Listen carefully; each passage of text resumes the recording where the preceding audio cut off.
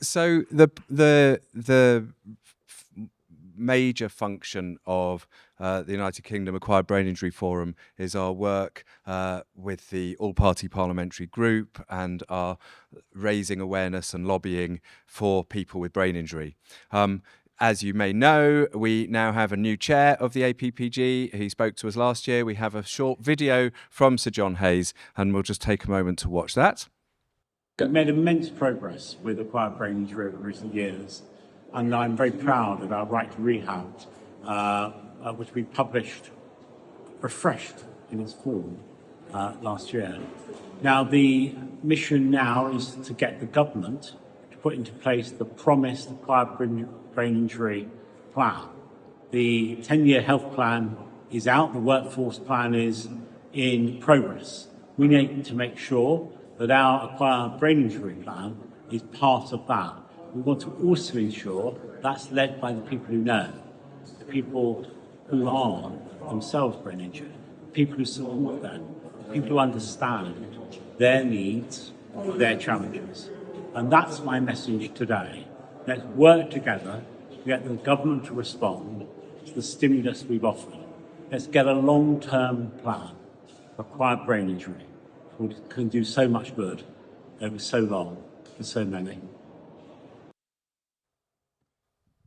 So thank you, Sir John. We had given him 10 minutes, and he gave us a 1-minute video, but which is great. And what Chloe Hayward has helpfully done is give me a few slides that I want to share with you just to set up this next session. Obviously, it's a great privilege and honour for us to be welcoming the Minister coming shortly, and Chloe's out off to greet her and meet her, as it were, and we've got another talk before she gets here.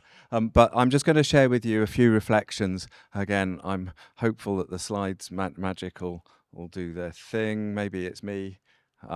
Yeah. So the point here is that let me just check what we've gone. I've shot through these few slides. So like I say, your membership, your subscriptions to us enable us as a charity to support the APPG. And what the APPG, the All-Party Parliamentary Group, does is champion ABI awareness. And the headline there about advocating for better services and improving understanding for all of those affected by ABI. And I think that we've really got now a really good track record of amplifying the community's voice in Parliament. And you know, this takes hard work to happen. It's been a journey. I've been involved now with UKABIF for quite a number of years, and the legwork that goes on in the background that brings us to each annual summit is really considerable. You know, just looking back over the years, it feels like yesterday, but it's 2018 that the terrific Time for Change report was published after a year of roundtable conversations, and we felt like we were making progress with the vision of developing an ABI strategy. Then I don't need to say too much to you about what Sir Chris talked about as the parliamentary shenanigans that meant things kept being bounced. But eventually we had the May 24 election, and things then have to start again somewhat, and the new APPG was reconstituted in March of this year.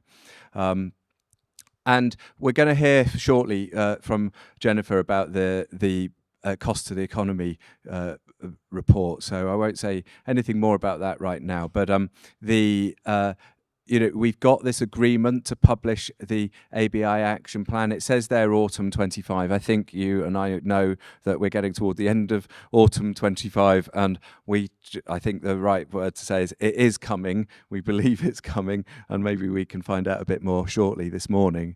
But we have also had these interesting roundtable meetings about education, a reception. Then the new 10-year plan has been published, and then the NICE guidelines. and we've just had just a week or so ago the ABI meeting on with the justice system perspectives. So, you know, I think that gives you a little flavour of what's happening, and I think that the National Audit Office report, which highlighted the need for improvement in major trauma care, has really helped us as well. The trauma networks that were alluded to in Professor Manley's talk, I think also are really playing an important part in how our data is coming together. So, as I say, we're going to hear shortly some more about these headline figures about the cost of brain injury and how we got to those, and the action plan that was agreed to in the letter that's published. I don't know how many of you use Hansard. If you could keep an eye and check out on Hansard, it's a really good place to see what things are being discussed, and I recommend that to you. And actually, as a little aside on a research study, and maybe sometime in coming meetings, I'll try and give you a snapshot of that, because I've just had a doctoral student analysed using critical discourse analysis the narratives of what's going on in the House of Commons through analysing the Hansard, and I think that's quite an interesting research line that's not been much published on that at this point.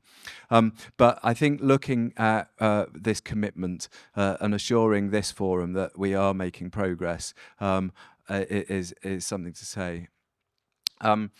And I also just want to say something about the workings of the charity, the forums, working groups. And for example, the Enables group, which is looking at how we work with education and creating terrific resources. I just want to pay tribute to the terrific folk that contribute to that.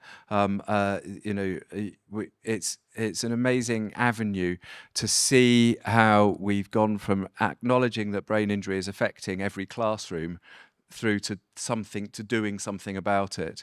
And we've got more on that today. But I think that I suppose I wanted to say something from my point of view, chairing the charity, that creating work streams like this, I think, is a way forward. And I'm sure some of you here might have other work streams that you think also need this type of umbrella approach, bringing together multiple stakeholders and players.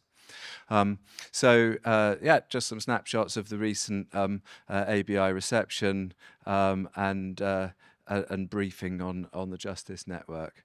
So, you know, I think it's clear parliamentarians and policymakers need to know about people's experience so that the legislation that we've just been hearing about, the guidance and service provision, is adequate. We as a forum have to play a really important part of advocating and developing the public awareness and helping people understand what needs to change.